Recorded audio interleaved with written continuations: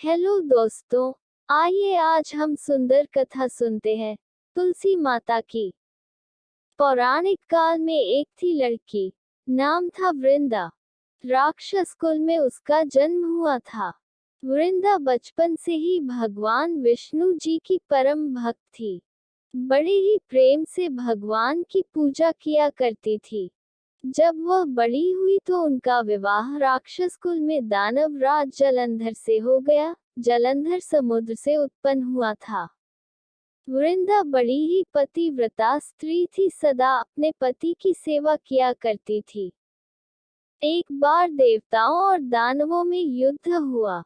जब जलंधर युद्ध पर जाने लगे तो वृंदा ने कहा, स्वामी आप युद्ध पर जा रहे हैं, आप जब तक युद्ध में रहेंगे मैं पूजा में बैठकर आपकी जीत के लिए प्रार्थना करूंगी, और जब तक आप वापस नहीं आ जाते मैं अपना संकल्प नहीं तोड़ूंगी। जलंधर तो युद्ध में चले गए और वृंदा व्रत का संकल्प लेकर पूजा में बैठ गई। उनके व्रत के प्रभाव से देवता भी जलंधर को न जीत सके। सारे देवता जब हारने लगे तो भगवान विष्णु जी के पास गए। सबने भगवान से प्रार्थना की तो भगवान विष्णु कहने लगे कि वृंदा मेरी परम भक्त है, मैं उसके साथ छल नहीं कर सकता। पर देवता बोले, भगवान दूसरा कोई उपाय भी तो नहीं है, अब आप ही हमारी मदद कर सकते हैं। तब भगवान विष्णु ने जलंधर का रूप रखा और वृंदा के महल में पहुंच गए। जैसे ही वृंदा ने अपने पति को देखा, वे तुरंत पूजा में से उठ गई और उनके चरण छू लिए। जैसे ही उनका संकल्प टूटा, युद्ध में देवताओं ने जलंधर को मार दिया और उसका सिर काटकर अलग कर दिया। उनका सिर वृंदा के महल में गिरा। जब वृंदा ने देखा कि मेरे पति का सिर तो कटा पड़ा है, तो फिर ये जो मेरे सामने खड़े हैं ये कौन है? उन्होंने पूछा, आप कौन है जिसका स्पर्श मैंने किया? तब भगवान अपने रूप में आ गए, पर वे कुछ न बोल सके। वृंदा सारी बात समझ गई। उन्होंने भगवान विष्णु को श्राप दे दिया।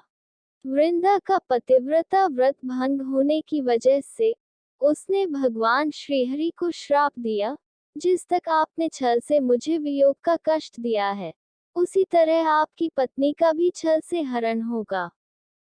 साथ ही आप पत्थर के हो जाएंगे और उस पत्थर को लोग शालिग्राम के रूप में जानेंगे। कहते हैं कि वृंदा के श्राप की वजह से भगवान विष्णु दशरथ के पुत्र श्री राम के रूप में जन्म लिया। फिर बाद में उन्हें सीता हरण के वियोग का कष्ट झेलना पड़ा। सभी देवता हाहाकार करने लगे। लक्ष्मी जी रोने लगी और प्रार्थना करने लगी। तब वृंदा जी ने भगवान का शाप विमोचन किया और अपने पति का सिर लेकर वे सती हो गई। उनकी राख से एक पौधा निकला। तब भगवान विष्णु जी ने कहा, आज से इनका नाम तुलसी है और मेरा एक रूप इस पत्थर के रूप में रहेगा, जिसे शालिग्राम के नाम से तुलसी जी के साथ ही पूजा जाएगा। और मैं बिना तुलसी जी के भोग स्वीकार नहीं करूंगा। इसके साथ ही उनका विवाह शालिग्राम से होगा। तब से तुलसी जी की पूजा सभी करने लगे और तुलसी जी का विवाह शालिग्राम जी के साथ कार्तिक मास में किया जाता है। देवउठनी एकादशी के दिन इसे तुलसी विवाह के रूप में मनाया जाता है।